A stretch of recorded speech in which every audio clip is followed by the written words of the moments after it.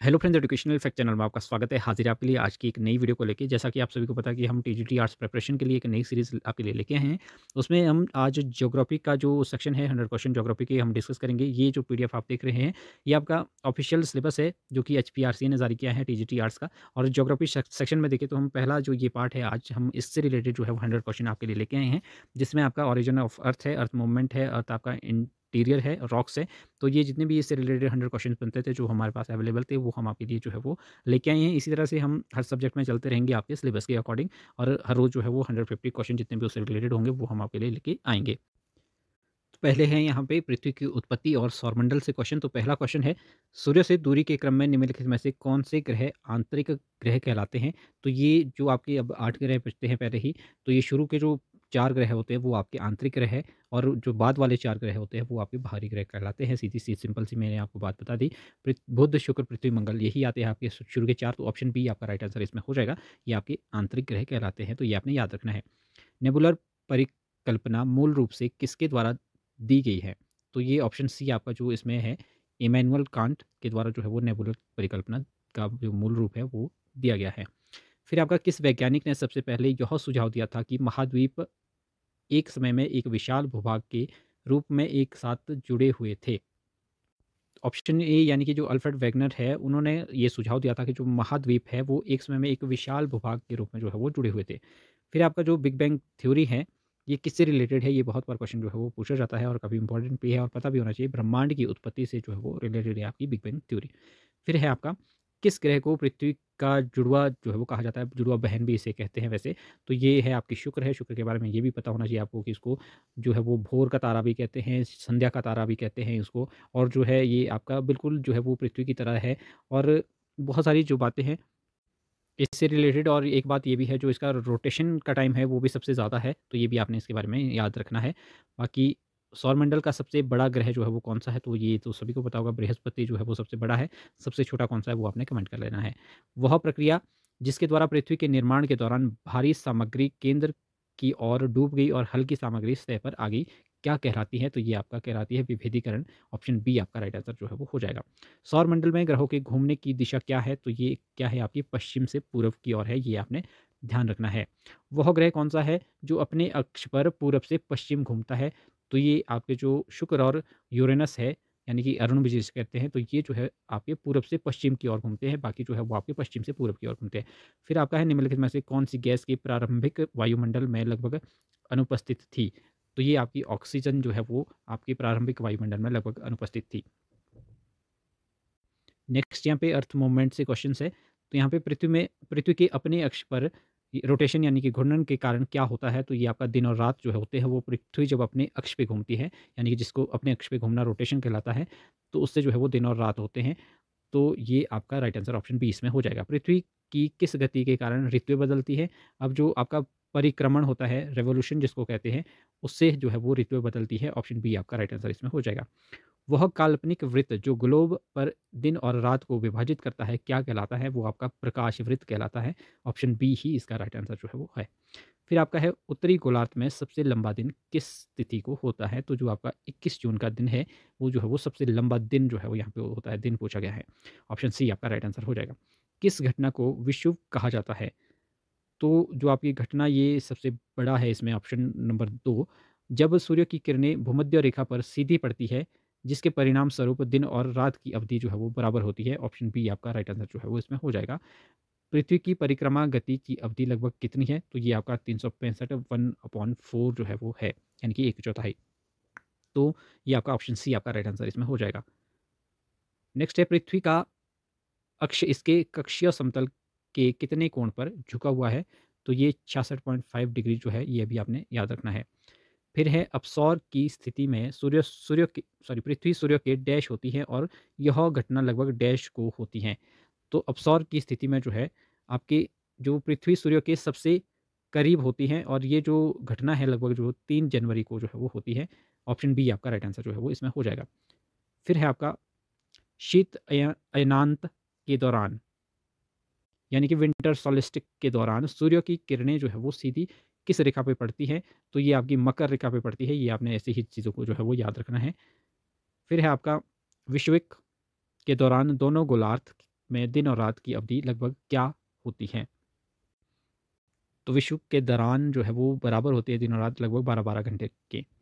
फिर यहाँ पे अक्षांश और देशांतर से जो है वो क्वेश्चन है, भूमध्य रेखा का मान क्या है? तो ये आपका है 0 डिग्री अक्षांश जो है वो भूमध्य रेखा का मान है, ये आपको पता होना चाहिए। 2 देशांतर रेखाओं के बीच की दूरी अधिकतम कहाँ होती है? तो ये आपकी होती है भूमध्य रेखा पे, 2 देशांतर रेखाओं की, ये भी आपने याद रखना है। अंतर्राष्ट्रीय तिथि रेखा जो है जिसको इंटरनेशनल डेट लाइन कहते हैं, किसे कहा जाता है? तो ये आपकी 180 डिग्री देशांतर को जो है वो अंतर्राष्ट्रीय तिथि रेखा जो है वो कहा जाता है। प्रधान मध्याह्न रेखा कहाँ से गुज़रती है? तो ये जो है आपकी ग्रीनविच लंदन से गुज़रती हैं, प्राइम मेरिडियन लाइन। फिर है आपका जो आपकी आईएसटी है ग्रीनविच माध्य समय, जीएमटी से कितना आगे है? यानी कि जो भारत का मानक समय है यानी कि आईएसटी जो है वो आपका ग्रीनविच माध्य समय से जो है वो कितना आगे है? तो ये आपको पता होना चाहिए कि 5 घंटे 30 मिनट वो है आगे है। फिर आपका है ट्रॉपिको कैंसर यानी कि कर्क रेखा का अक्षांश मान क्या है? तो ये आपका है 23.5 डिग्री उत्तरी। तो ये कर्क रेखा का अक्षांश मान है। फिर है आपका अक्षांश रेखाओं की कुल संख्या कितनी है? तो भूमध्य रेखा को छोड़ के ये आपकी 179 है। यानी कि ऑप्शन बी जो है वो आपका राइट आंसर इसमें हो जाएगा।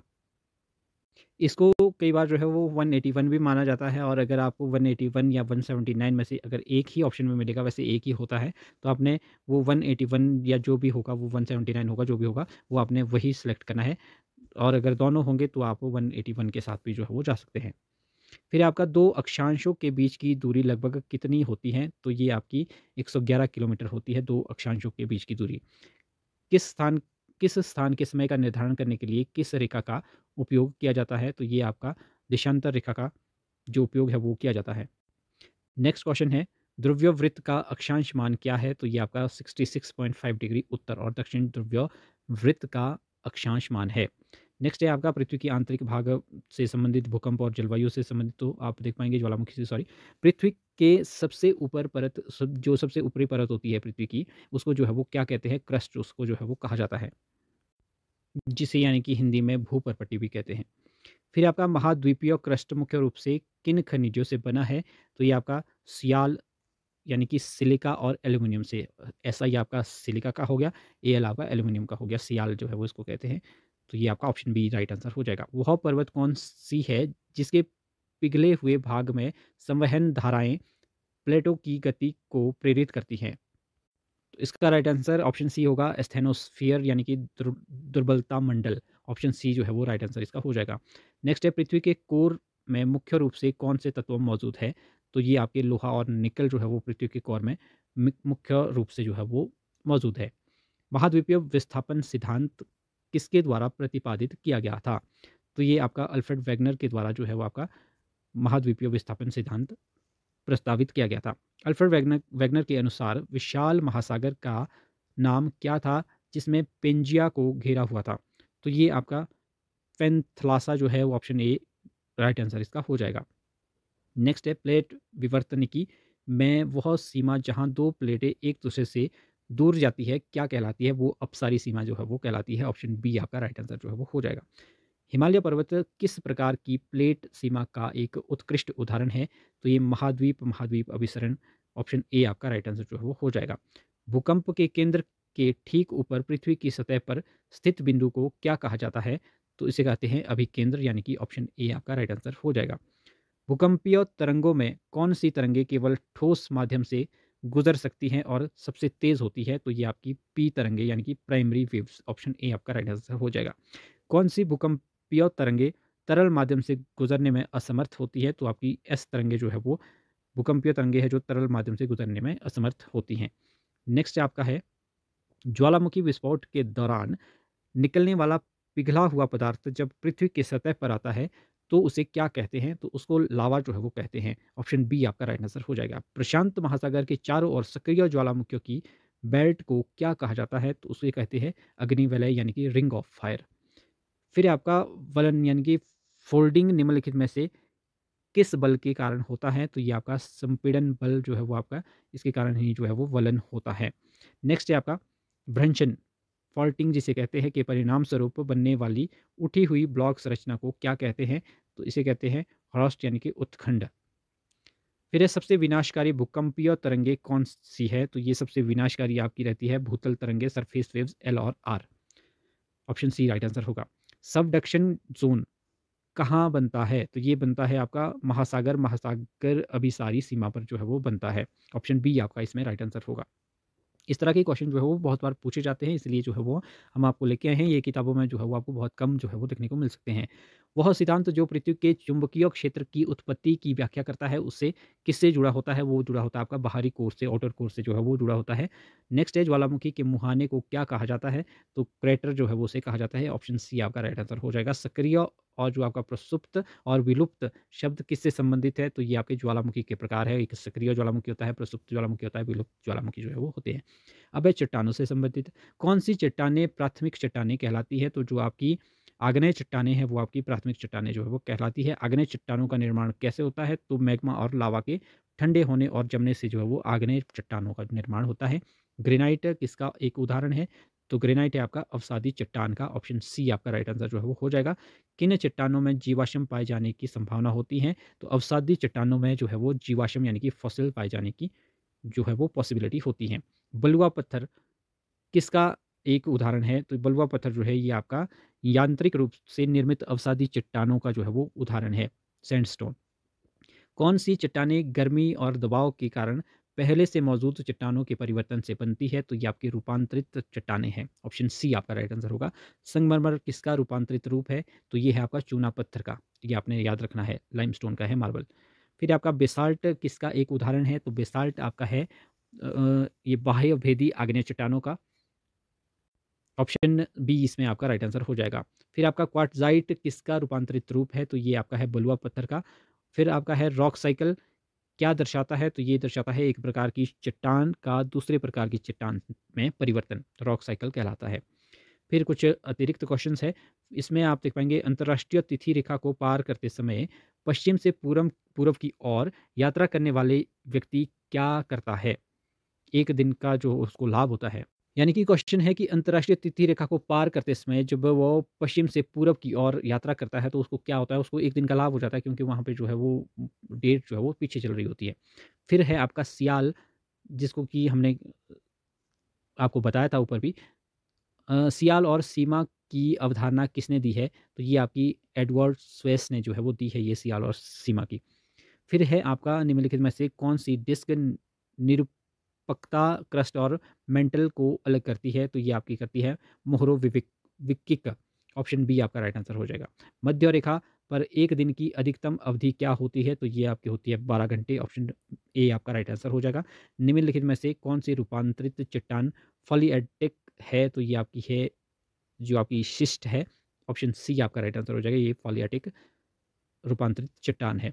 फिर है आपका प्लेट विवर्तनिकी शब्द किसने गढ़ा? तो ये गढ़ा आपका आर्थर होम्स ने। ऑप्शन सी आपका राइट आंसर जो है वो हो जाएगा। वह अक्षांश कौन-सा है जिस पर दिन और रात हमेशा बराबर होते हैं? तो ये भूमध्य रेखा पे जो है वो दिन और रात बराबर होते हैं। पृथ्वी के घूर्णन की दिशा के कारण कौन-सा बल उत्पन्न होता है जो महासागरीय धाराओं को विक्षेपित करता है? तो ये आपका है कोरियोलिस बल जो है वो कोरियोलिस फ़ोर्स जिसे कहा जाता है। ऑप्शन सी आपका राइट आंसर है। फिर है आपका पृथ्वी पर सबसे अधिक मात्रा में पाए जाने वाला तत्व कौन-सा है? तो ये आपका लोहा जो है वो सबसे ज़्यादा पाया जाता है। फिर है आपका जब सूर्य की किरणें कर्क रेखा पर सीधी पड़ती है तो दक्षिणी गोलार्ध में कौन-सी ऋतु होती है? तो ये शीत ऋतु होती है जब सूर्य की किरणें कर्क रेखा पर सीधी पड़ती है तो। फिर है आपका निम्नलिखित में से किस स्थान को सूर्य की ऊर्ध्वाधर किरणें कभी नहीं मिलती हैं? तो ये आपकी श्रीनगर है। ऑप्शन सी आपका राइट आंसर हो जाएगा। कौन-सी रूपांतरित चट्टानें उच्च दाब के कारण पत्तीदार संरचना प्रदर्शित करती हैं? तो ये करती है ग्नीस और शिस्ट।